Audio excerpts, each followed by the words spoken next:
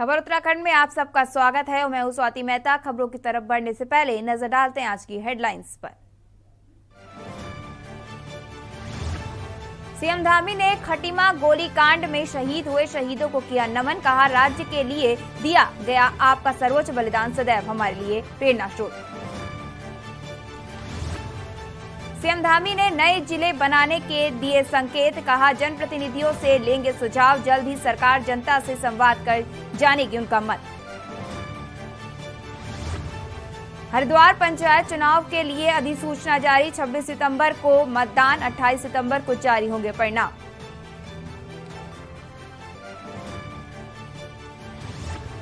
UK SSSC paper leak मामला में बड़ी कार्रवाई। 3 साल से बिना अनुबंध आयोग की परीक्षाएं करा रही थी RMS कंपनी, कटघरे में आए अधिकारी। उत्तराखंड में फिर बढ़ने लगी कोरोना की रफ्तार। प्रदेश में सामने आए कोरोना के 61 नए मामले, 2 मरीजों की हुई मौत।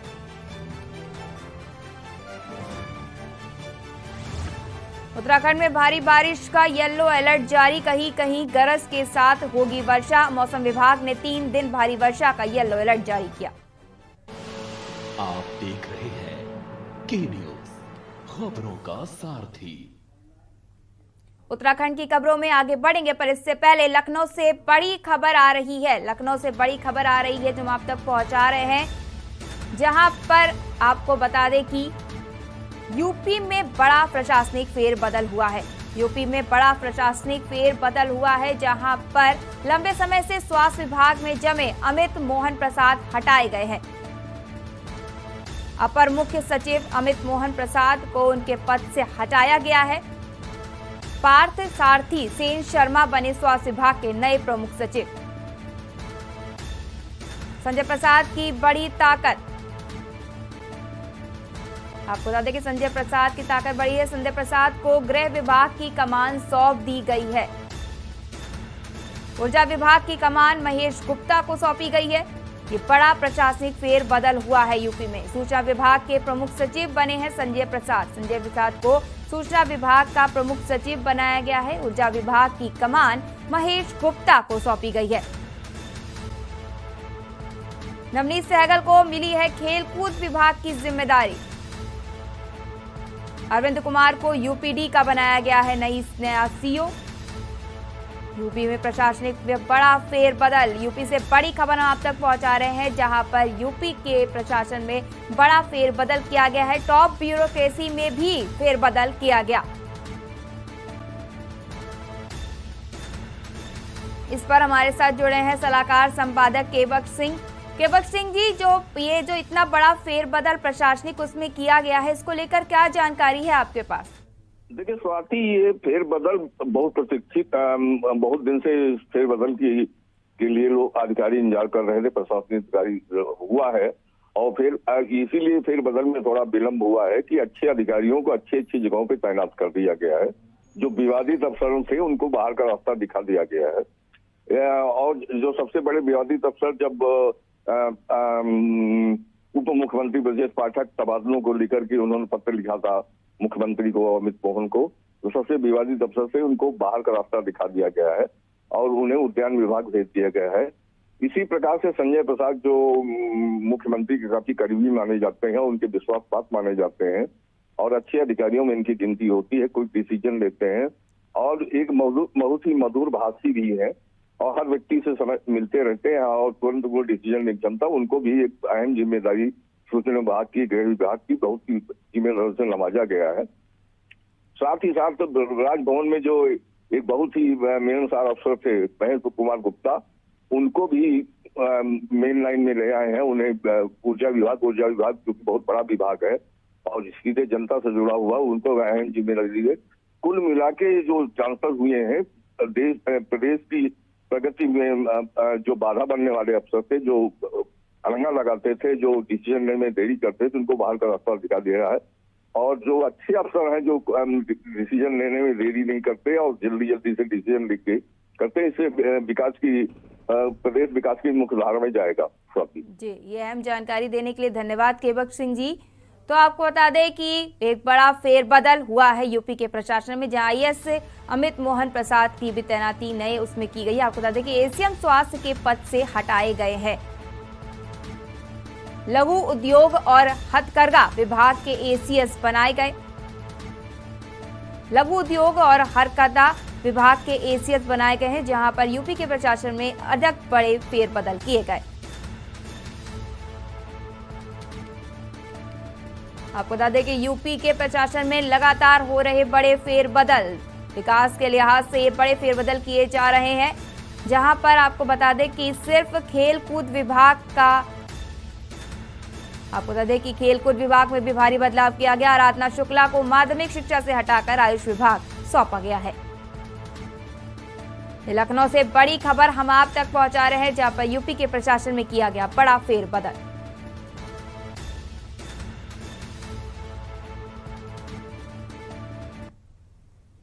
बढ़ते हैं उत्तराखंड की खबरों की ओर, जहां खबर हरिद्वार से है, जहां जिले में होने जा रहे जिला पंचायत चुनाव के लिए तारीखों का ऐलान हो गया है, जिसमें 6 सितंबर से 8 सितंबर तक प्रत्याशी नामांकन कर सकेंगे। चुनावी शेड्यूल में 26 सितंबर मतदान की तारीख तय की गई है। वहीं 28 सितंबर को चुनावों के नतीजे घोषित हो जाएंगे। जिलाधिकारी विनय शंकर पांडे ने कहा कि त्रिस्तरीय पंचायत चुनाव के लिए प्रशासन ने तैयारी कर रखी है। चुनाव में आदर्श आचार संहिता का पूरी तरह पालन कराया जाएगा और जिले में निष्पक्ष रूप से चुनाव संपन्न किए जाएंगे।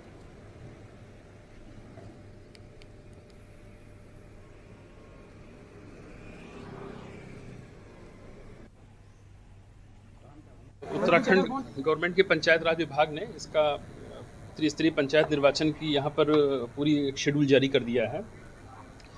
कल उम्मीद है कि राज्य निर्वाचन आयोग उसका जारी करेगी अधिसूचना, और वहाँ से जारी होने के उपरांत फिर जिला प्रशासन की तरफ से जारी किया जाएगा। जो अभी शेड्यूल जारी हुआ है उसके मुताबिक 6 तारीख से निर्वाचन में नामांकन की प्रक्रिया प्रारंभ होगी। 6, 7, 8 3 दिन रखा गया है नामांकन के लिए। फिर 9 से 11 तक उसकी स्क्रूटनी होगी। 13 को चुनाव चिन्ह आवंटन है और 26 को मतदान और 28 सितंबर को मतगणना का समय निर्धारित किया गया है। बढ़ते अगली खबर की ओर, खबर उधम सिंह नगर से है, जहां पर नगर जनपद के 1 दिवसीय दौरे पर आए हैं केंद्रीय रक्षा व पर्यटन राज्य मंत्री अजय भट्ट। नानकामत्ता गुरुद्वारे पहुंचे हैं। केंद्रीय मंत्री ने विधानसभा घोटाले पर विधानसभा अध्यक्ष का पद संवैधानिक बताते हुए उनका विशेषाधिकार बताया। वहीं मीडिया से वार्ता में अजय भट्ट ने कहा कि वह जब भी नानकामत्ता या उससे आगे कहीं क्षेत्र में जाते हैं तो वह नानकामत्ता गुरुद्वारे में माथा जरूर टेकते हैं। वही उन्होंने विधानसभा भर्ती घोटाले पर पूर्व विधानसभा अध्यक्ष व वर्तमान वित्त मंत्री प्रेमचंद अग्रवाल को बीजेपी हाईकमान द्वारा दिल्ली बुलाए जाने पर कहा कि विधानसभा अध्यक्ष का पद संवैधानिक पद होता है।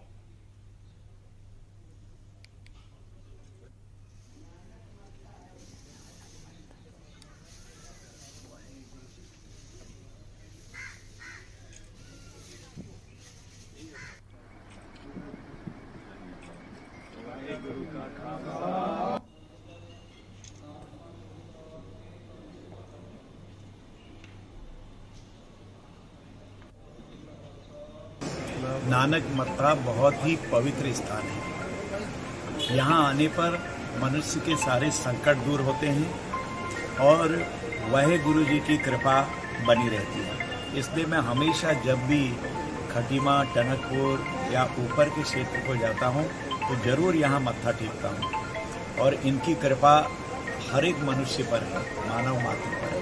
विधानसभा के बारे में मेरा बोलना कुछ भी ठीक नहीं, क्योंकि जो माननीय अध्यक्ष जी होते हैं कोई भी, वो उनको इनहेरेंट पावर रहती है। रुकेंगे छोटे से ब्रेक के लिए, जल्द हाजिर होते हैं। आप देख रहे हैं के न्यूज, खबरों का सारथी। देखें कौन नया खिलाड़ी आया है, समझा देते हैं, प्यार से समझाएंगे।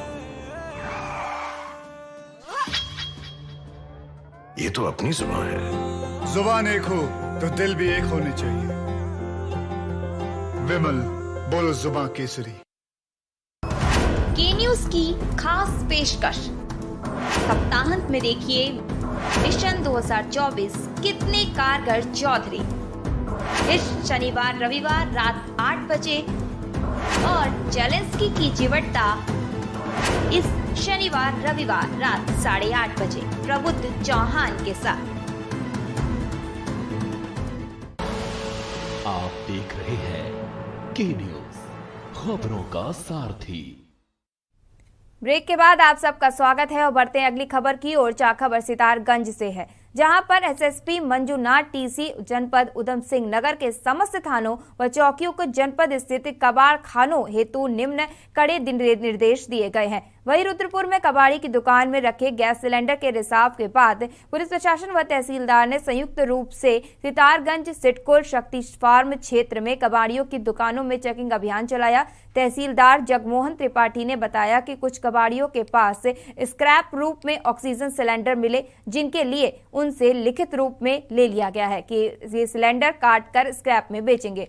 वहीं तहसीलदार द्वारा यह जांच भी की जा रही है कि इन कबाड़ियों को इस प्रकार के सिलेंडर रखने की अनुमति किस प्रकार मिली है। 30/8/2022 को रुद्रपुर में घटना घटी, जिसमें कबाड़ी के पास क्लोरीन गैस का सिलेंडर पाया गया। उसमें कई हमारे उच्च अधिकारी और वो भी इसमें उनको भी दिक्कत आई इसमें। तो उसके उपरांत जिलाधिकारी महोदय द्वारा सभी तहसीलों, पुलिस और प्रशासन को निर्देशित किया गया है कि वो अपने अपने क्षेत्रांतर्गत जितने भी कबाड़ का काम करने वाले व्यापारी हैं उनके वहाँ छापेमारी करें और कहीं पर कोई अवैध इत्यादि पाया जाता है तो कार्रवाई करें। उसी के क्रम में राजस्व टीम द्वारा आज कबाड़ के संबंध में विशेष निरीक्षण अभियान चलाया जा रहा है। बढ़ते अगली खबर की ओर, जहां खबर लक्सर से है, जहां पर सरकारी भूमि पर होने वाले मस्जिद निर्माण को लेकर हिंदू जागरण मंच व ग्रामीणों ने एसडीएम लक्सर से मुलाकात कर ज्ञापन सौंपकर मस्जिद निर्माण पर रोक लगाने की मांग की है। मांग पूरी न होने पर हिंदू जागरण मंच ने खुद मस्जिद की जगह शिव मंदिर निर्माण करने का अल्टीमेटम दिया है।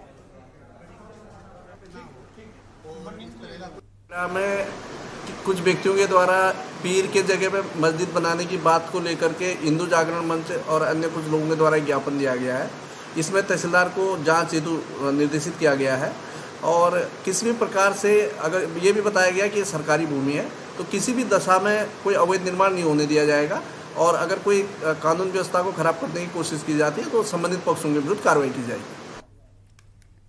बढ़ते हैं अगली खबर की ओर, जहां खबर लक्सर से, जहां पर जिले में त्रिस्तरीय पंचायत चुनाव की तिथि की घोषणा होने के साथ ही प्रशासन भी अलर्ट मोड पर आ गया है। वहीं जिलाधिकारी विनय शंकर पांडे ने पुलिस व प्रशासन की वर्चुअल बैठक लेकर होने वाले त्रिस्तरीय पंचायत चुनाव में जिले के सभी एसडीएम को लॉ एंड ऑर्डर लागू करने के साथ ही सख्त फैसले देने के भी दिशा निर्देश दिए हैं। वहीं लक्सर उप जिलाधिकारी गोपाल राम ने बताया कि त्रिस्तरीय पंचायत चुनाव की तिथि घोषित हो गई है, जिसमें लॉ एंड ऑर्डर को लेकर सख्त कदम उठाए गए हैं। पंचायत इलेक्शनों को लेकर के जिलाधिकारी महोदय द्वारा निर्देश दिए गए हैं कि क्षेत्र में जो प्रचार सामग्री लगाई गई है उनको हटाया जाना है। इसके अतिरिक्त जो अवैध रूप से शराब बिक्री या शराब वगैरह गांव में वितरण किए जाने की अगर कोई सूचना है उस पर कार्रवाई की जानी है और इसके अतिरिक्त जो आर्म्स वगैरह हैं उनको जमा कराए जाने को संबंधित पुलिस को निर्देशित किया गया और उसके साथ साथ 107/16/151 में अगर कहीं पर इस तरह के विवाद की स्थिति है तो उसमें कानूनी कार्रवाई पुलिस के स्तर से कराने के निर्देश दिए गए हैं। अभी जैसे कि चुनाव की अधिसूचना जारी होगी तो उसके बाद आगे निर्धारित अवधि के अंतर्गत अलग अलग समय पर तिथियों पर जो कार्यक्रम होने हैं उसके अनुसार कार्य किए जाएंगे। हरिद्वार के शहरी और बहादुराबाद ब्लॉक के ग्रामीण इलाकों में आईआईटी रुड़की के उन्नत भारत अभियान के तहत पशुओं में लंपी संक्रमण बीमारी की रोकथाम के लिए टीकाकरण किया गया। साथ ही पशुपालकों को पशुओं को बीमारी से बचाने के लिए सावधानियां बरतने की सलाह भी दी गई है। वहीं हरिद्वार के बहादुराबाद ब्लॉक के ग्राम मीरपुर को आईआईटी रुड़की की ओर से गोद दिया गया है। गांव के विकास के लिए आईआईटी की ओर से गांव में लोगों को शिक्षा, स्वास्थ्य, स्वरोजगार से जोड़ने के लिए कार्यक्रम चलाए जाते हैं। इसके क्रम में पशुओं में फैल रही लंपी बीमारी की रोकथाम के लिए आईआईटी रुड़की और पशुपालन विभाग के संयुक्त अभियान में मीरपुर में करीब 170 पशुओं का टीकाकरण किया गया।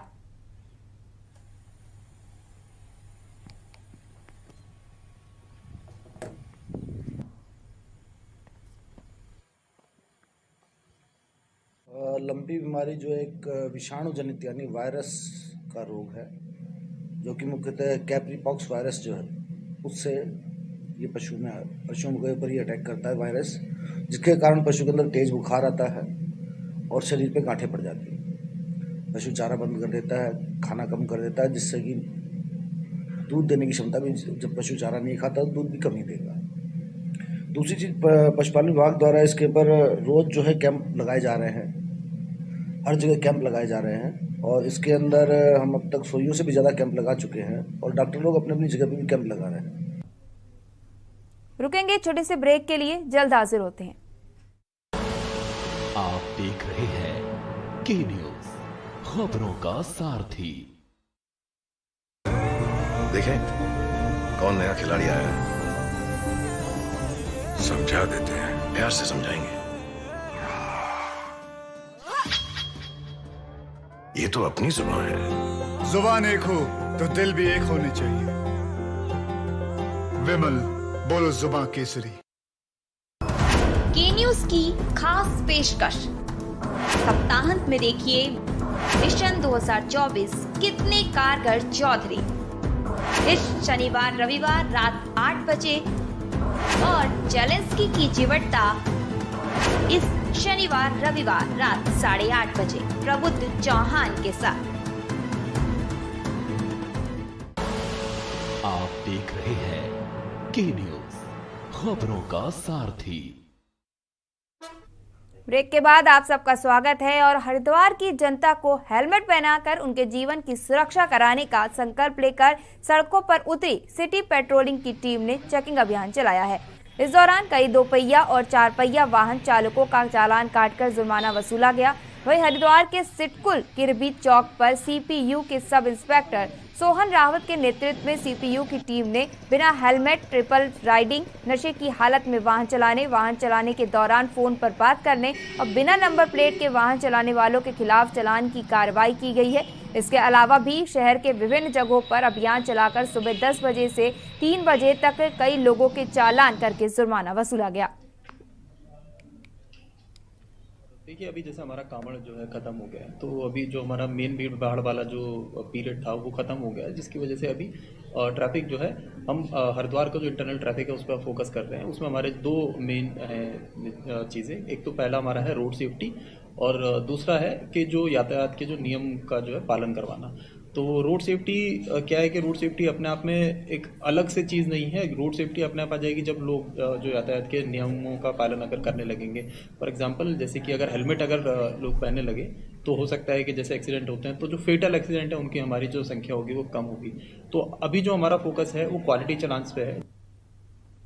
भगवान गणेश को सभी संकटों का हरने वाला और सभी बाधाओं को दूर करने वाला देवता माना गया है।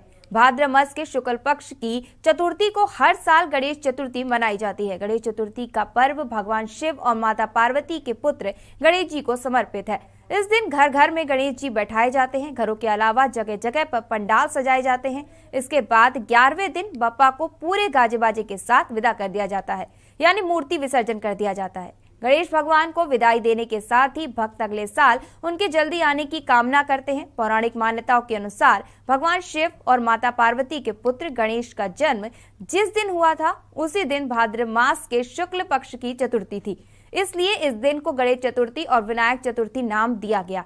उनके पूजन से घर में सुख, समृद्धि और वृद्धि आती है। शिव पुराण के भाद्र मास के कृष्ण पक्ष की चतुर्थी को गणेश का जन्मदिन मनाया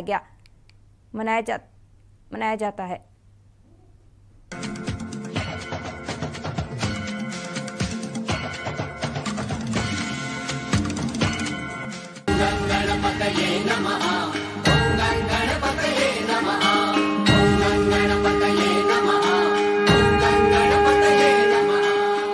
हिंदुओं में गणेश चतुर्थी का त्योहार विशेष महत्व रखता है। ये भाद्रपद शुक्ल चतुर्थी के दिन मनाया जाता है। श्री गणेशा एक दंता तू जगाता बुद्धिदाता सौख्यकारी। वैसे तो प्रत्येक मास के कृष्ण पक्ष की चतुर्थी गणेश जी के पूजन और उनके नाम का व्रत रखने का विशिष्ट दिन है।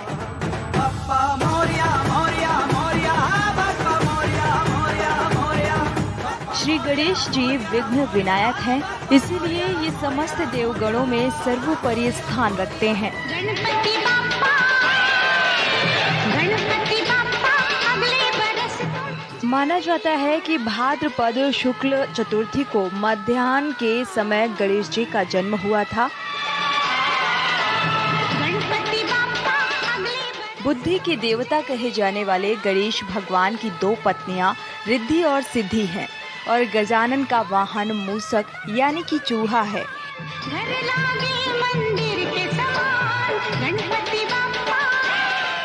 ऐसा माना जाता है कि प्राचीन काल में बालकों का विद्या अध्ययन इस दिन से ही शुरू होता था। आज बालक छोटे छोटे डंडों को बजाकर खेलते हैं।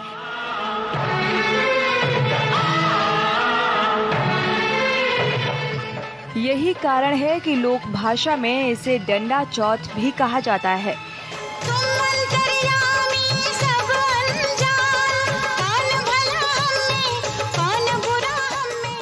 गणेशोत्सव हिंदुओं का एक त्योहार है।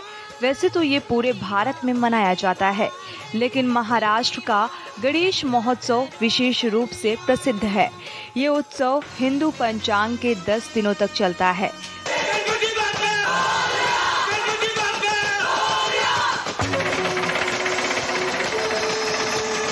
भाद्रपद मास के शुक्ल पक्ष की चतुर्थी को गणेश चतुर्थी भी कहते हैं। गणेश प्रतिमा संपूर्ण भारत में समान रूप में व्याप्त है।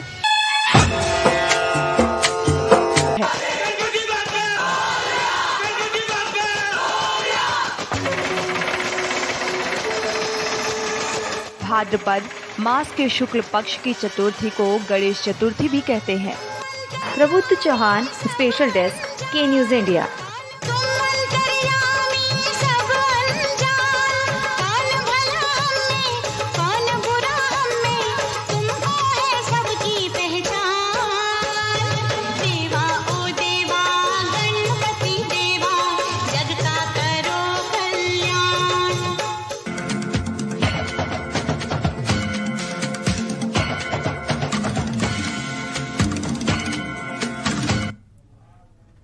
खबर उत्तराखंड में बस इतना ही और आगे खबरों के लिए बने रहिए के न्यूज के साथ।